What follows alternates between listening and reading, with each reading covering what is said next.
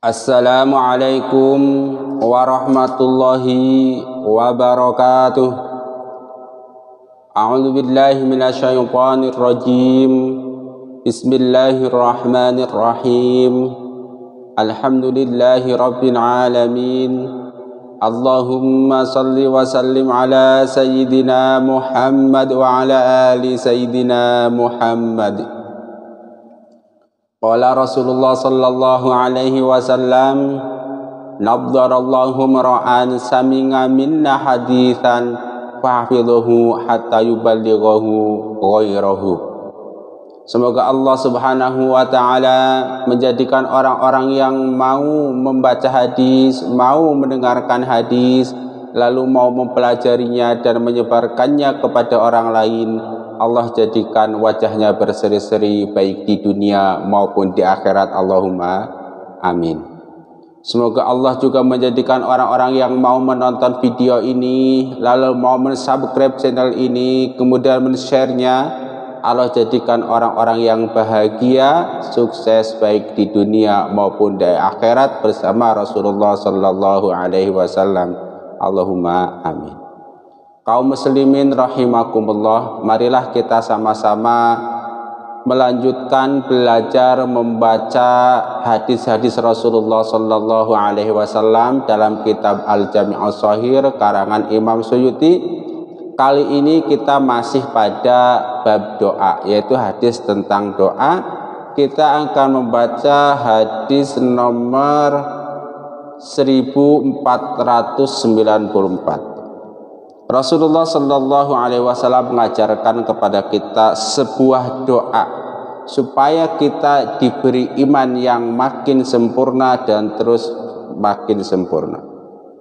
Qala Rasulullah sallallahu alaihi wasallam, Allahumma inni as'aluka imanan yubashiru qalbi hatta a'lama annahu la yusibuni illa ma katabtali wa raddini minal ma'isyati bima qasamtali.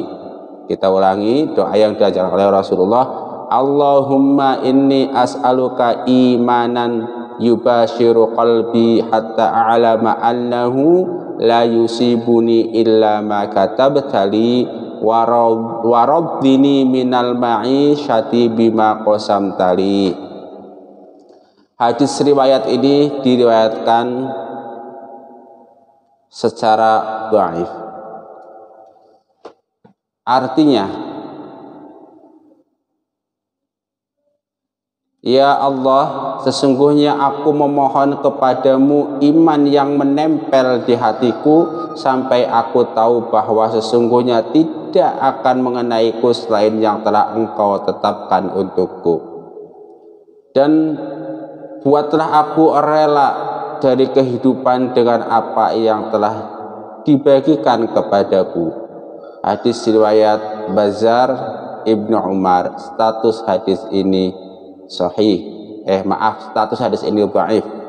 Saya ulangin artinya, ya Allah, sesungguhnya aku memohon kepadamu iman yang menempel di hatiku sampai aku tahu bahwa sesungguhnya tidak akan mengenaiku selain yang telah ditetapkan untukku.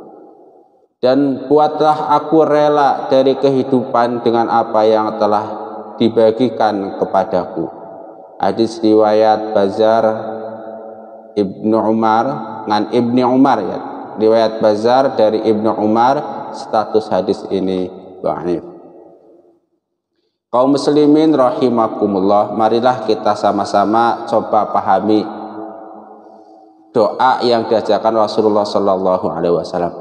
Allahumma inni as'aluka imanan yubashiru qalbi hatta a'lama annahu la yusibuni illa ma katabtali wa rabbini minal ma'isyati bima qasamtali. Iman, ini kan ngomongin iman. Di sini kata kuncinya adalah ada iman, ada hati. Misal ini hati, ini iman. Kenapa? Oh iya, ini ada hati yang tidak beriman, ada hati yang beriman. Nah, kemudian kita minta kepada Allah Subhanahu wa taala agar kita diberi keimanan, yang iman tersebut melekat pada hati kita sampai kita tahu bahwa semua hal yang menimpa diri kita, baik maupun buruk, itu adalah sudah dalam ketentuan Allah, sudah dalam catatan Allah Subhanahu wa ta'ala. Itu satu. Kemudian yang kedua, kita juga minta kepada Allah Subhanahu wa ta'ala supaya kita bisa ridho terhadap apa yang diberikan Allah kepada kita, baik pemberian yang menurut kita baik maupun pemberian yang menurut kita tidak baik. Jelas ya? Yang pertama kita minta iman, yubashiru qalbi, iman yang melekat di dalam hati, sehingga kita tahu bahwa semua hal yang terjadi pada diri kita adalah sudah ditakdirkan Allah Subhanahu wa ta'ala. Kemudian yang kedua, kita minta kepada Allah Subhanahu wa ta'ala agar kita ridho terhadap semua pemberian Allah kepada kita, khairihi wa syarrihi.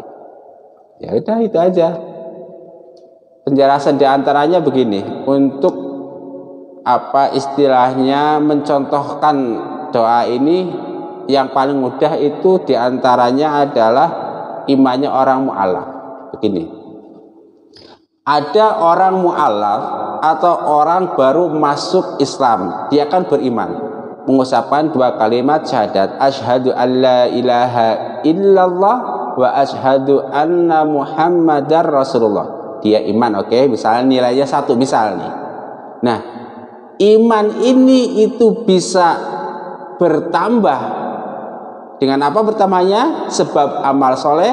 Kemudian iman ini bisa berkurang nilainya sebab apa? Sebab amal salah, sebab perbuatan dosa, sebab perbuatan masih jelas ya.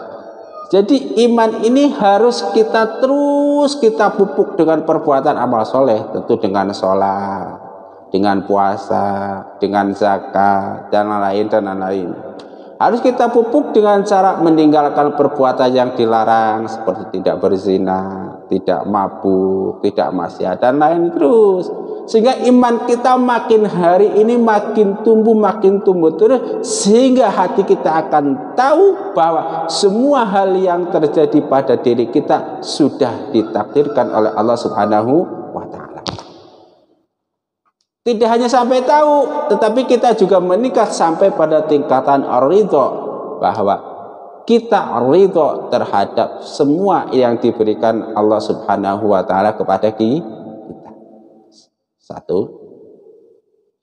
Nah, selain itu juga ada riwayat, ada dalil yang mengatakan bahwa jaddidu imanakum, perbaharui iman kalian dengan apa? Dengan mengucapkan la ilaha illallah Muhammadur Rasulullah. Nah, lagi-lagi untuk memahami ini kita misalnya bisa mengambil perumpamaan imannya orang-orang mu'alaf. Nah, ketika ada orang mu'alaf masuk Islam, ini imannya kan masih baru, grace, karena apa? Baru masuk Islam. Nah, iman yang baru ini kalau boleh kita perumpamaan seperti sesuatu barang misalnya, dia makin lama akan makin usang, akan jadi jadul gitu, akan rusak terus.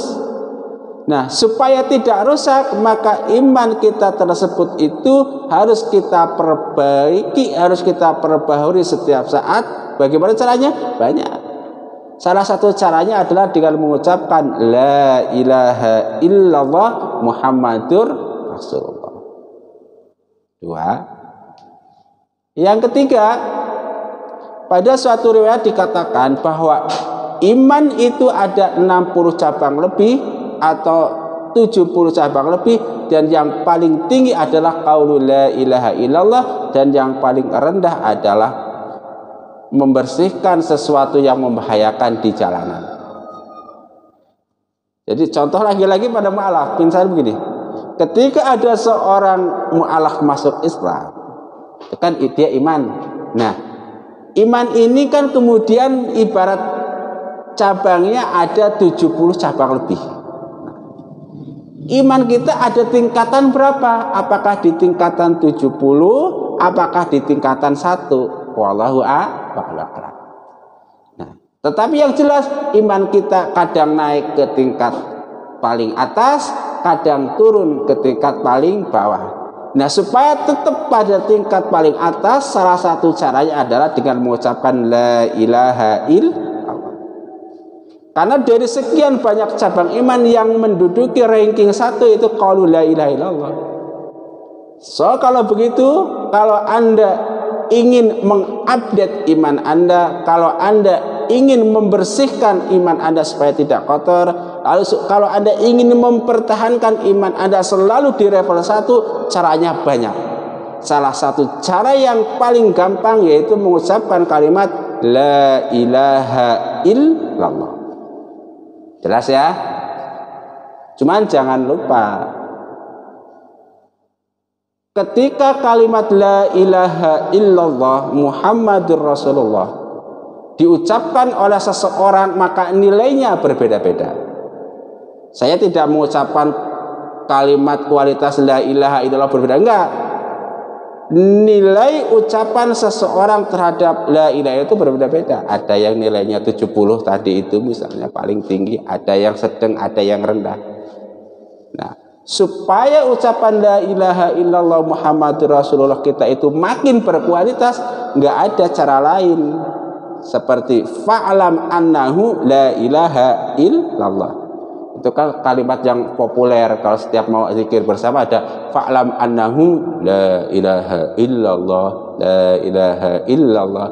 Nah, itu kan, ini kalau diterjemahkan kan fa'lam annahu la ilaha illallah itu kira-kira ketahuilah bahwa tiada Tuhan yang wajib disembah, yang maujud selain Allah Subhanahu wa ta'ala. Ketahui. Nah, kalau kita nggak tahu siapa ilah yang harus kita buang dari hati kita dan siapa Allah Subhanahu wa ta'ala, yaitu kualitas ucapan kita itu ya level bawah. Supaya level atas harus tahu, oh ternyata ilah yang harus kita buang jauh-jauh dari hati kita, misalnya berhala, misalnya patung, misalnya kesyirikan dan lain-lain. Lalu siapa Allah yang harus kita sembah? Nah, itu harus tahu. Kalau nggak tahu belum, berarti kan. Nah, minimal dulu waktu kita kecil oleh guru-guru kita, oleh orang tua kita suka diajari yang Allah wujud, kita bako. Dan minimal itu. Kalau tahu sifat 20 saja, itu kita sudah istilahnya bisa mengetahui Allah banyak sifatnya. Itu satu ya. Kita lanjut lagi, kita balik lagi pada doanya, yaitu kita kepada Allah Subhanahu wa ta'ala minta, Allahumma inni as'aluka imanan yubashiru qalbi hatta a'lama annahu la yusibuni illa ma katabtali wa raddini minal ma'isyati bima qasamtali. Nah, begini. Ini kan tadi ada iman yang di dalam hati. Oke. Yang kedua, ini ada pemberian Allah, ma'isyah itu pemberian hidup, berkaitan dengan pekerjaan, berkaitan dengan rezeki, berkaitan dengan rumah dan lain-lain. Ini kan satu iman di dalam hati, satu pemberian Allah yang sebagiannya itu terlihat kasat mata seperti pekerjaan tadi, terus penghasilan dan lain-lain. Nah, setelah iman ada di dalam hati, kemudian iman kita itu diuji dengan sesuatu yang kasat mata, yaitu ma'isyah. Sebagian Allah takdirkan menjadi orang kaya raya, sebagian Allah takdirkan menjadi orang yang miskin banget, kan begitu. Nah, orang beriman ini baik dia ditakdirkan menjadi orang yang kaya raya atau ditakdirkan menjadi orang yang miskin banget, hatinya harus tetap iman, yaitu apa? Ridho. Ya Allah, saya ridho engkau takdirkan jadi orang kaya. Nah, kemudian kekayaannya ditasarufkan sesuai dengan ajaran Islam. Begitupun yang ditakdirkan jadi orang miskin banget, harus mampu berkata hatinya, ya Allah saya ridho engkau takdirkan jadi orang miskin banget. Nah kemudian dia beribadah dengan cara-cara orang miskin. Apa? Bersabar. Bisa orang miskin sabar, kalau orang miskin gak sabar ya susah. Kemudian orang miskin misalnya ya harus mau kerja keras. Nah kemudian salah satu cobaan terbesar bagi orang-orang yang miskin banget itu misalnya dia selalu istilahnya beginilah, baik kemiskinan atau kekayaan itu masing-masing harus membuat kita ridho, sikap hati itu. Nah tetapi apa ada orang kaya yang tidak ridho kepada ada? Misalnya dia sudah ditakdirkan menjadi orang yang kaya raya, masih tetap terus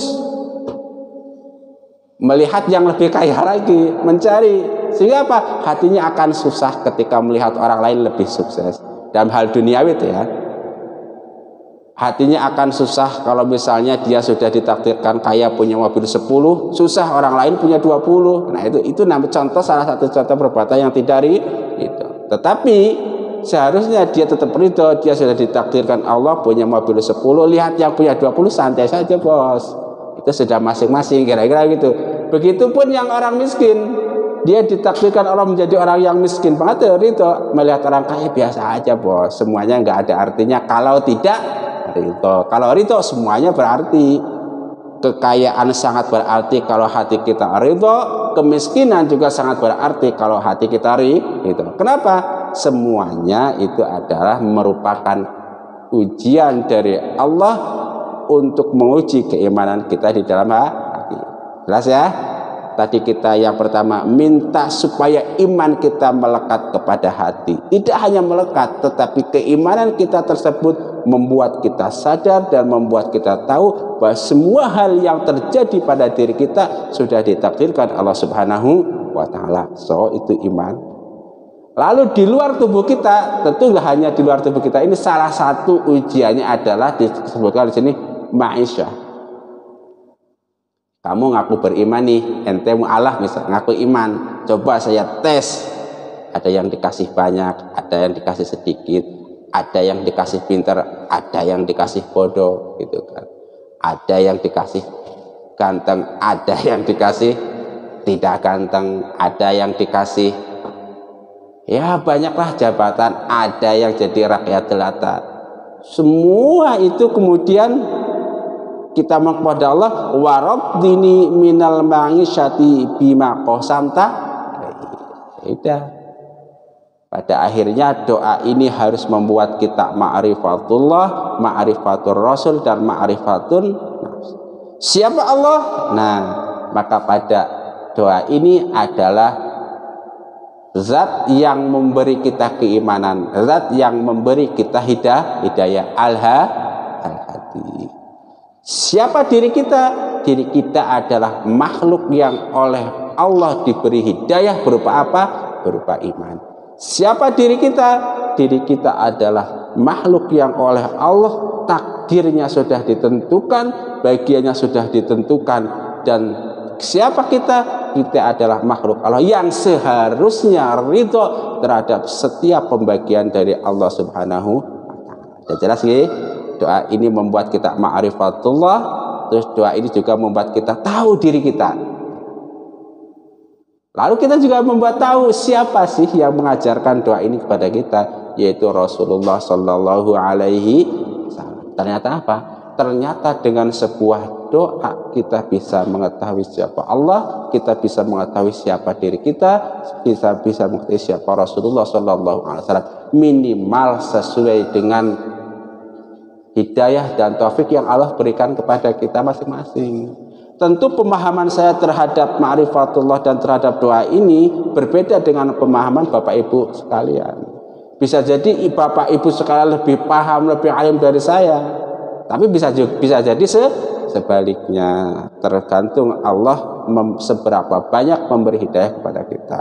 Oleh karena itu, supaya iman kita terus bertambah, supaya iman kita terus update, supaya kita tetap ridho terhadap apa yang diberikan oleh Allah Subhanahu wa taala. Kita dianjurkan membaca doa ini. Saya ulangi lagi supaya apa? Saya juga lagi ngapalin sama-sama, Bos. Allahumma inni as'aluka imanan yubashiru qalbi hatta a'lama annahu la yusibuni illa ma katabtali wa raddini minal ma'isyati bima qasamtali. Kalau dawuh Gus Baha itu sebagai umat Islam itu minimal pernah sesekali itu kasyaf, pernah sesekali itu tajali dan lain-lain, minimal itu kan sekali walaupun sedikit. Nah, kita lanjut. Ini kaitannya dengan ridho. Lalu bagaimana caranya kita melatih supaya kita itu menjadi orang yang ridho? Ridho terhadap diri kita, ridho terhadap Rasulullah, ridho terhadap Allah Subhanahu wa taala. Maka pada riwayat lain Rasulullah Shallallahu Alaihi Wasallam mengajarkan sebuah kalimat yang bisa kita baca 3 kali di waktu sore dan 3 kali di waktu pagi, sehingga dengan membaca kalimat tersebut insya Allah kita bisa meraih ridho Allah Subhanahu Wa Taala full selama 24 jam. Apa kalimatnya? Raditu billahi rabba wa bil islami dina wa bi Muhammadin sallallahu alaihi wasallam nabiyyan wa rasulah. Hafalkan, baca berulang-ulang setiap pagi dan setiap sore. Tapi jangan lupa pahami. Sehingga apa? Sehingga jangan sampai ucapan kita terhadap doa raditu billahi rabba dan setelah itu kualitasnya rendah. Tentu ada orang yang ketika membaca kalimat tersebut nilainya 100.000, misalnya begitu. Tetapi ada orang yang ketika membaca kalimat tersebut nilainya lebih tinggi lagi atau lebih rendah lagi, tergantung kualitas pemahaman, kualitas imam seseorang. Itu salah satu cara. Nah, terus cara meraih ridho Allah yang lain ini yang sering dipraktekkan itu nih, kebetulan ada air. Itu dalam sebuah riwayat dikatakan innallaha la yardha 'anil 'abdi ayyakulal aklata ayyashroba syarbata fayahmidahu alaihi. Allah Subhanahu wa taala itu ridho terhadap seseorang yang makan atau minum kemudian setelah itu dia memuji Allah Subhanahu wa taala. Misalnya ini contoh nih. Untuk menjadi wali Allah nih kata Gus Baha itu sangat gampang. Untuk mendapatkan ridho Allah itu sangat gampang. Contohnya ini, ada segelas air. Allah itu ridho terhadap seseorang dalam konteks ini ya, yang minum air ini kemudian dia memuji Allah Subhanahu wa taala. Misalnya kita bismillahirrahmanirrahim. Allahumma barik lana fima razaqtana wa qina adzabannar. Minum baik seteguk atau secukupnya, kemudian mengucapkan alhamdulillahirabbil alamin. Kalau yang lebih panjang bisa alhamdulillahilladzi at'amani hadza wa razaqanihi min ghairi haulin minni wala quwwah. Nah, kalau ada yang nanya, "Loh Mas, dari tadi kok contohnya doa melulu gitu, enggak ada yang lainnya?" Ya maklum, ini kan namanya kita lagi bahasnya babnya bab doa. Jadi fokus pada doa-doa yang diajarkan Rasulullah Shallallahu alaihi wasallam, dan konsep dasarnya sesungguhnya itu bermula dari sebuah perenungan. Saya tuh kepengin selama 24 jam dijaga oleh Allah Subhanahu wa taala bersama Allah Subhanahu wa taala. Lalu bagaimana caranya? Nah, salah satu caranya adalah dengan mengucapkan doa-doa yang diajarkan oleh Rasulullah SAW. Sekarang kita membaca doa makan minum. Nanti habis makan minum kita mungkin mau bepergian keluar rumah, kita membaca doa keluar rumah. Keluar rumahnya ada yang naik kendaraan motor, mobil, atau kapal terbang dan sebagainya, kita baca doa naik kendaraan. Nah, nanti di perjalanan kita itu istilahnya masuk ke pasar, baca doa masuk ke pasar, terus setelah kita urusan selesai pulang, setelah masuk ke rumah baca doa rumah terus, sehingga kita tuh berpindah dari satu doa ke doa yang lainnya terus menerus. Nah, kira-kira konsepnya seperti itu. Nah, ya kan, mudah-mudahan bermanfaat. Mari kita ulangi lagi doanya supaya hafal. Dan nanti bagi Anda yang pengen menghafalkan, insya Allah nanti saya catatkan teks doa dan terjemahnya pada deskripsi video ini. Jangan lupa untuk subscribe dan share video ini supaya apa? Supaya kita semua menjadi ahli hadis. Maksudnya ahli hadis, menjadi orang-orang yang mencintai hadis Nabi Rasulullah SAW, kemudian mau men-share-nya. Kalau kita sudah begitu, maka kita akan masuk kepada kelompok orang-orang yang didoakan oleh Rasulullah SAW, mendapatkan nikmat di dunia dan mendapatkan nikmat di akhirat. Allahumma amin. Allahumma inni as'aluka imanan yubashiru qalbi hatta a'lama annahu la yusibuni illa ma katabtali wa raddini minal ma'isyati bima qasam ali. Mudah-mudahan bermanfaat. Rabbana taqabbal minna innaka antas samiul alim wa tub alaina innaka antat tawwabur rahim wal afa minkum. Wassalamualaikum warahmatullahi wabarakatuh.